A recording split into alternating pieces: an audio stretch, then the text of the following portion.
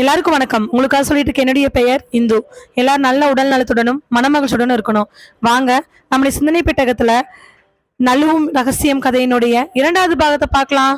அந்த ஹோட்டலுக்கு கீழே நின்றுட்டு ரிஜிஸ்டர் பார்த்துட்டு இருக்கக்கூடிய இன்ஸ்பெக்டர் சிவம் ஆப்போசிட்ல இருக்கக்கூடிய மேனேஜரை பார்த்து கேள்விகள் கேட்க ஆரம்பிக்கிறாரு. கௌசல்யா வழக்கமா இந்த ஹோட்டல்ல வந்து தங்குவாங்களா? இல்ல சார், வழக்கமா அவங்க ரெகுலர் கஸ்டமர் அப்படிலாம் கிடையாது. அன்னைக்கு வந்திருந்தாங்க சார். அன்னைக்குன்னா அன்னைக்கு தான் புதுசா? இல்லை சார், புதுசெல்லாம் கிடையாது. ஒரு 2-3 வாட்டி வந்திருக்காங்க. ஆனால் ரெகுலர் கஸ்டமர் கிடையாது சார். ஓகே, புரியுது. கௌசல்யா கூட யார் ஸ்டே பண்ணியிருந்தா? கௌசல்யா கூட அவங்க மட்டும் தான் ஸ்டே பண்ணியிருந்தாங்க சார். கௌசல்யாவோட மேனேஜர், அவங்க ஃப்ரெண்ட்ஸ், வேற யாரும் எதுவுமே இல்லையா? இல்லை சார், அப்படி யாருமே இல்லை. நீங்கள் கௌசல்யாவோட ரூமுக்கு ஃபுட் டெலிவரி பண்ணீங்களா? இல்லை ரூமுக்கு தான் சார் ஃபுட் டெலிவரி பண்ணணும்? இந்த பையன் தான் சார் ஃபுட் டெலிவரி பண்ணா. சொல்லும் பொழுதே அந்த பையன் வந்து நிற்க, தம்பி எத்தனை மணிக்கு கொண்டு கொடுத்த? சார், அவங்க இருந்து எல்லா நேரம் நான் கொண்டாந்து கொடுத்தேன். அவங்க டயட்டில் இருக்கிறதுனால டயட் ஃபுட் கேட்டிருந்தாங்க. அவங்களுக்கு வேணுங்கிற எல்லா டயட் ஃபுட்டையும் காலையில் ஒரு 9 மணிக்குள்ளே, மதியம் 1 மணிக்குள்ளே, நைட்டு 7 மணிக்குள்ளே நான் தான் சார் கொண்டு ஃபுட் டெலிவரி பண்ணேன். சரி, அவங்க இறந்து போனதாக இருக்கக்கூடிய டாக்குமெண்ட் பிரகாரம் பார்க்கும் பொழுது சாயங்காலம் 5:45 மேலே. நீங்கள் ஃபுட்டு கொண்டு கொடுக்கும்பொழுது எத்தனை மணி இருந்திருக்கும்? சார், நான் அன்னைக்கு 1 மணிக்குள்ளே கொண்டு சாப்பாடு கொடுத்துட்டு வந்துட்டேன் சார். ஈவினிங் அப்போ அவங்க ஸ்நாக்ஸ் எதுவுமே கேட்கலையா? இல்லை சார், அவங்க 3 வேளை தான் சாப்பிடுவாங்க. அதுவும் நைட்டு ஃப்ரூட்ஸ் தான் சாப்பிடுவாங்க. அப்போ அவங்களோட மனநிலை எப்படி இருந்துச்சுன்னு தெரியுமா? சார், அப்படி இல்லை, எக்ஸ்கியூஸ் மீன்னு கேட்போம். அவங்க டோரை ஓப்பன் பண்ணுவாங்க. வேகமாக போய் டோரில் கதவை திறந்துட்டு உள்ளே வச்சுட்டு வந்துடுவேன் சார். மற்றபடி அவங்களோட மனநிலைமை எப்படி இருந்துச்சுன்னு பார்க்குற அளவுக்குலாம் அங்கே நிற்க மாட்டேன் சார். வேறு ஏதாவது பாயிண்ட்டு? நீங்கள் உள்ளே போகும்போது அவங்க கத்திட்டு இருந்தது, இல்லை பேசிகிட்டு இருந்தது, அந்த மாதிரி ஏதாவது இருந்தால் கொஞ்சம் சொல்ல முடியுமா? சார், அது வந்து ஒன்றும் இல்லை, பொறுமையாக யோசிச்சு சொல்லுங்கள். இது ஒரு பொண்ணோட இறந்து போன விஷயத்தை பற்றி பார்க்குறது. இது ஒரு சூசைட் கேஸாக இருந்தாலும் உங்களுக்கு பிரச்சனை, மர்டராக இருந்தாலும் பிரச்சனை, எதுவாக இருந்தாலும் உங்களுக்கு பிரச்சனை தான். பட் உண்மை என்னன்னு தெரிஞ்சிருச்சு அப்படின்னா உங்கள் கோர்ட்டில் காப்பாற்றி விடுறது எனக்கு ரொம்ப ஈஸியான வேலை. நல்லா யோசிச்சு சொல்லுங்கள் அப்படின்னு சொல்லிட்டு அடுத்து இருக்கக்கூடிய ஆள்கிட்ட வராங்க. அவங்கக்கிட்டையுமே என்ன ஏதுங்கிற எல்லா டீட்டெயிலும் கேட்குறாங்க. அப்போ தான் கரெக்டாக ஒரு சந்தேகம் வர ஆரம்பிக்குது. தன்னோட ஃபோனை எடுத்து ரேணுகாவுக்கு கால் பண்ணுற சிவம், ரேணுகா ஃபோனை எடுத்த உடனே அவருடைய சந்தேகங்களை எல்லாம் கேட்குறாரு. ரேணுகா, வழக்கமாக கௌசல்யாவுக்கு தங்கறதுக்குன்னு வீடு ஒன்று இருக்குல்ல? ஆமாம் சார், இருக்குது. அவங்க அந்த வீடு எந்த ஏரியாவில் இருக்குது அப்படின்னு கேட்கும் பொழுது ரேணுகா ஒரு ஏரியாவை சொல்ல, அந்த ஏரியாவும் இந்த ஹோட்டல் இருக்கக்கூடிய ஏரியாவும் கிட்டத்தட்ட 10-15 கிலோமீட்டருக்குள்ளே தான் இருக்குது. 10-15 கிலோமீட்டர் இருக்கக்கூடிய இடத்துல இருந்துட்டு எதுக்காக இந்த ஹோட்டலில் ஸ்டே பண்ணணும் அப்படிங்கிற கேள்விக்குறி பெருசாக வர அந்த கேள்வியை ரேணுகாட்ட கேட்குறாரு. சார், அன்னைக்கு அந்த ஹோட்டலில் ஒரு மாடலிங் ஷோ இருந்துச்சு. அதுக்கு இவ ஜூரியா போயிருந்தா, அதனால தான் அங்கேயே ஸ்டே பண்ண வேண்டிய சூழ்நிலை இருந்துச்சு. அப்படின்னாலும் பக்கத்தில் வீடை வச்சுக்கிட்டு எதுக்காக ஸ்டே பண்ணணும்? அண்டு உங்கள் வீட்டுக்கும் அவங்க வீட்டுக்கும் எவ்வளோ டிஸ்டன்ஸு? எங்கள் வீட்டுக்கும் அவள் வீட்டுக்கும் ஒரு 20 to 25 கிலோமீட்டர்ஸ் இருக்கும். ஸோ இந்த ஹோட்டலுக்கும் உங்களுக்கும் ஒரு 40 கிலோமீட்டர்ஸ் வரும், அப்படி தானே? இருக்கும் சார். வீடு பக்கத்தில் இருக்குது, நீங்களும் பக்கத்தில் இருக்கீங்க. அப்படி இருக்கும் பொழுது கௌசல்யா ஹோட்டலில் ஸ்டே பண்ணதுக்கான காரணம் என்னன்னு உங்களுக்கு நிஜமாலுமே தெரியாதா? ஆ, கண்டிப்பாக தெரியாது சார். அவன் ஏன் ஸ்டே பண்ணான்னு? மாடலிங் ஷோக்கு ஜூரியா போறன்ட்டு தான் போனான். அங்கங்கே இந்த கேஸில் ஏதோ ஒரு பிசுறு தட்டுறது நல்லாவே தோணுது. பிசுறு தட்டுறது தோணுது மட்டும் இல்லாமல் இது நாளுக்கு நாள் சூசைட்டாக இருக்காது அப்படிங்கிற எண்ணம் சிவத்துக்கு தோணிக்கிட்டே தான் இருக்குது. இன்வெஸ்டிகேட் எல்லாமே பண்ணி முடிச்சுட்டு கடைசியாக அந்த சாப்பாடு கொண்டு போன பையன்கிட்ட வந்து நிற்க, அந்த பையன் சிவத்தை பார்த்து, சார், அவங்க என்னென்ன பண்ணினாங்கன்னு முழுசாக கவனிக்கல. ஆனால் அவங்க ஸ்டே பண்ண அன்னைக்கு மதியம் சாப்பாடு கொண்டு போய் கொடுக்கும் பொழுது ஒரு விஷயம் மட்டும் நடந்துச்சு சார். என்ன நடந்துச்சு? சார், அவங்க பச்சை சுண்டல் கேட்டிருந்தாங்க. பச்சை பட்டாணியா? ஆமாம் சார், வேவிச்சு பச்சை பட்டாணி கேட்டிருந்தாங்க. டயட் சார்ட் அவங்க தான் கொடுப்பாங்க. அதில் பச்சை பட்டாணிக்கு பதிலாக கருப்பு சுண்டல் தான் எங்களால் ரெடி பண்ண முடிஞ்சிச்சு. அதை அவங்க ஆல்ரெடி கேட்டு கன்ஃபார்ம் பண்ணிட்டு தான் ப்ரிப்பேர் பண்ணணும். அதை நான் சொல்லணும் அப்படிங்கிறதுக்காக மேம்னு கூப்பிட்டுட்டே இருந்தேன். ஆனால் அவங்க பெட்டில் அந்த பக்கமாக திரும்பி ஜன்னல் வழியாக ஏதோ பார்த்துக்கிட்டே இருந்தாங்க. நானும் மேம்னு கூப்பிட்டுக்கிட்டே இருந்தேன். பட் அவங்க அதை கவனிக்கல. சொல்லாமல் போயிட்டா நாளைக்கு பெரிய பிரச்சனை வந்துடும். பெரிய மாடலாக இருக்காங்க, எனக்கு ஏதாவது வேலைக்கு கொலை வந்துடுமோன்னு சொல்லிட்டு முன்னாடி போய் நின்னேன். அப்போது அவங்க கண்ணிலேருந்து கதன்னு தண்ணி வந்துட்டு இருந்துச்சு சார். அழுதுகிட்டே ஜன்னல் வழியாக பார்த்துக்கிட்டு இருந்தாங்க சார். கடைசியாக மேம்னு மட்டும் கூப்பிட்டேன். ஒரு மாதிரி மூஞ்சி வச்சுக்கிட்டு என்ன அப்படின்னு கேட்டாங்க. இந்த மாதிரி கருப்பு சுண்டல் இருக்குன்னு சொன்னதுக்கு தலையாட்டிட்டு மறுபடியும் அதே மாதிரி உட்காந்துக்கிட்டாங்க சார். பார்க்கறக்கு ரொம்ப சோகமாக இருந்த மாதிரி இருந்துச்சு. ஓ, மார்னிங் பிரேக்ஃபாஸ்ட், ஈவினிங் டின்னர் இதெல்லாம் கொண்டு கொடுக்க போகும் பொழுது உங்களுக்கு ஏதாவது அவங்க மேலே சந்தேகம் வந்திருக்கா? சார் அதுக்கப்புறம் அவங்கள வாட்ச் பண்ண கொஞ்சம் சந்தோஷமா பேசுவாங்க சார். உடனே சோகமா இருப்பாங்க. இறந்து போன அன்னைக்கு கூட அவங்க முன்னாடி சந்தோஷமா தான் இருந்தாங்க சார். ஏன்னா நான் மதிய சாப்பாடு கொண்டு எடுக்க போகும் பொழுது அவங்க ஃபோனில் யார்கிட்டயோ ரொம்ப சிரிச்சு சிரிச்சு பேசிட்டு இருந்தாங்க சார். சரி, ஓகே சார். அப்புறம் இன்னொரு முக்கியமான விஷயம் சொல்லுங்க. அவங்க அழுதாங்கன்னு சொல்லும் பொழுது கையில் இருந்த ஃபோனில் யாரோ லைனில் இருந்தாங்க சார். அவங்களும் எதுவும் பேசுன மாதிரி தெரில. இவங்களும் ஃபோனை பண்ணாமையே பேசிகிட்டு இருந்தாங்க சார். அதுக்கப்புறமா அந்த பையனை போக சொல்லிட்டு வேணுங்கிற டீட்டெயிலாக இன்னும் 2-3 பேர்த்துக்கிட்ட கேட்டுட்டு இன்ஸ்பெக்டர் சிவம் அங்கிருந்து கிளம்பிடுறாரு. ஏர்போர்ட்டில் கார் ஏறின உடனே ரேணுகாவோட ஹஸ்பண்ட் ராஜு ரேணுகாவை பார்த்து கேட்ட கேள்வி, கௌசல்யா கேஸ் மறுபடியும் ரீஓப்பன் பண்ணிட்டியா?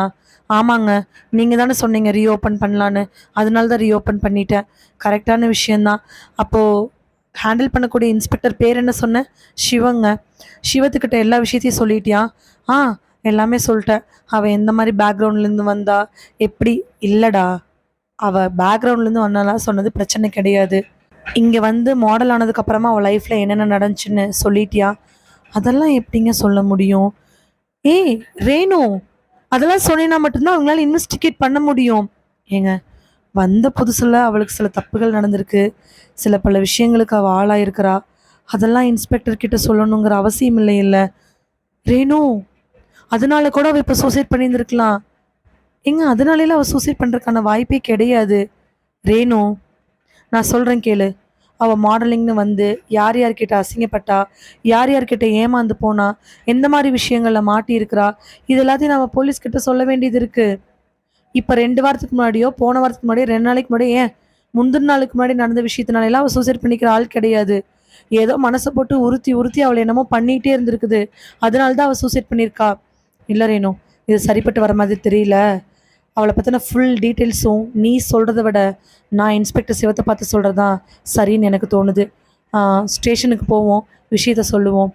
ராஜு, இருந்தாலும் ஒரு பொண்ணை அஃப்யூஸ் பண்ணது, அவளை தப்பாக பயன்படுத்தினதெல்லாம் சொல்லி தான் ஆகணுமா? ஆமாம், அவள் கொலைக்கு பின்னாடி என்ன இருக்குன்னு நம்ம கண்டுபிடிக்கணும்னா, அதில் யார் சம்மந்தப்பட்டிருக்காங்கன்னு தெரிஞ்சுக்கணுன்னா அவள் வாழ்க்கையில் நடந்த எல்லாத்தையுமே சொல்லிதான் ஆகணும். சி, இப்போ கௌசல்யா கிடையாது. கௌசல்யாவோட கொலைக்கு நாம் நியாயம் வாங்கி கொடுக்கணும் தான் நினச்சிட்ருக்கோம். அந்த நியாயத்தை வாங்கி கொடுக்கணும், இதெல்லாம் சொல்லி தான் ஆகணும். ராஜு சொல்கிறது எல்லாமே சரின்னு தான் தோணுச்சு. கௌசல்யா முன்னாடி இருந்து என்னென்ன கஷ்டப்படுறா அப்படிங்கிறத இன்ஸ்பெக்டர் கிட்ட சொல்கிறதா சரின்னு ரேணுகாவை முடிவெடுக்க இன்ஸ்பெக்டர் சிவத்தை மீட் பண்ணுறக்காக அடுத்த நாள் போகலான்னு 2 பேரும் பிளான் பண்ணுறாங்க. கார் இப்போது அவங்க வீட்டை நோக்கி போக ஆரம்பிக்குது. வீட்டில் உட்காந்து டிவி பார்த்துக்கிட்டே சாப்பிட்டு இருக்கக்கூடிய இன்ஸ்பெக்டர் சிவம் டைனிங் டேபிளில் தோசை கொண்டாந்து சுட்டு சுட்டு ஒய்ஃப் போட அதை சாப்பிட்டுக்கிட்டு இருக்கிறாரு டிவியை பார்த்துக்கிட்டே. பசங்களாம் தூங்கிட்டாங்க அப்படிங்கிறதுனால தோசை சுட்டுக்கிட்டே நடக்கக்கூடிய கேஸ் எல்லாத்தையும் பற்றி பேசிக்கிட்டு சிவம் அவங்க ஒய்ஃப் கிட்ட எல்லா டீட்டெயிலையும் சொல்லிட்டு இருக்கிறாரு. அப்புறம் இந்த கேஸில் என்னதான் பண்ண போகிறீங்க? க்ளூஸ் நிறையா இருக்குது. வழக்கமாக ஒரு கேஸை நம்ம எடுத்தோம் அப்படின்னா அந்த கேஸில் நமக்கு க்ளூ கிடைக்கிறது ரொம்ப ரேராக இருக்கும். பட் ஆனால் இங்கே பார்த்த அப்படின்னா இந்த கேஸில் நிறைய க்ளூ இருக்குது. பட் குற்றவாளி ஏதோ ஒரு இடத்துல மாட்டிக்கிட்டு வெளியில் வர முடியாமல் எங்கிட்ட சிக்க போகிறான். அவள் எங்கே சிக்கிறாங்கிறது மட்டும்தான் எனக்கு தெரியல. அது சரிதான், நேர்மையான நியாயமான போலீஸ் அதிகாரியை கல்யாணம் பண்ணியிருக்கிறது தான் எனக்கு பேர். வீட்டில் வேற எதுவுமே. ஏம்மா, நான் ஒன்று சொல்லட்டுமா?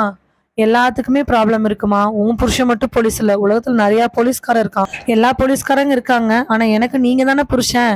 சரி, உனக்கு என்ன பிரச்சனை? எனக்கு என்ன பிரச்சனையா? வரிசையாக நம்ம வீட்டில் எல்லாத்துக்கும் ஃபங்க்ஷன் வருது, அதுக்கு நீங்கள் ஏதாவது அப்படின்னு சொல்லும் பொழுது டப்புன்னு வீட்டோட ஜன்னல் கண்ணாடி சத்தம் கேட்குது. படன்னு எந்திரிச்ச சிவம் சாப்பாடு தட்டிலேயே கையை கழுவிட்டு வேகமாக போகிறாரு. பின்னாடி வரக்கூடிய ஒய்ஃபை பார்த்து, நீ வராதுடா, நீ இங்கே நில்லு அப்படின்னு சொல்லிட்டு ஜன்னல் பக்கமாக போய் எட்டி பார்க்க பைக் ஒன்று ஒரு 20 அடி தூரத்தில் வீட்டிலேருந்து வேகமாக சீறி பாஞ்சு போகுது.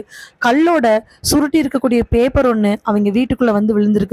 சுருட்டின பேப்பரோட கல் வந்து ஒன்று விழுக அந்த பேப்பரை எடுத்து கல்லை தூக்கி போட்டுட்டு அந்த பேப்பரை விரிச்சு பார்க்குறாரு. அது ஒரு கடிதம், லெட்டர். அந்த லெட்டரை பார்த்தவன் மறுபடியும் கதவை திறந்துக்கிட்டு வீட்டுக்கு வெளியில போய் எட்டி பார்க்க அங்க யாருமே இல்லை, ஆட்கள் நடமாட்டமும் கிடையாது. இப்ப என்ன விஷயம்னா, அந்த சுத்தி இருக்கக்கூடிய இடங்கள்ல சிசிடிவி ஃபுட்டேஜ் அப்படிங்கிறது எதுவுமே இல்லை. இப்ப வந்து எரிஞ்சிட்டு போனவன் என்ன பர்பஸ்க்காக எரிஞ்சிட்டு போனான் அப்படின்னு நமக்கு தெரியாது. பட் அந்த லெட்டர்ல என்ன இருக்குன்னு தெரியல. இருந்தாலும் சேஃப்டிக்காக வேகமா உள்ள வந்த இன்ஸ்பெக்டர் சிவம் வீட்டு கதவை சாத்திட்டு ஜன்னலுக்கு ஒரு தடுப்பு எடுத்து வச்சுட்டு உள்ள வராரு. ஒய்ஃபு சிவத்தோட கை இறுக்கி பிடிச்சிக்க, ஒன்றும் இல்லைடா, பயப்படாத. பயப்படல, பட்டு சத்தம் திடீர்னு என்னமோ ஒரு மாதிரி. சரி, நான் பார்த்துக்கிறேன், நீ போய் படு.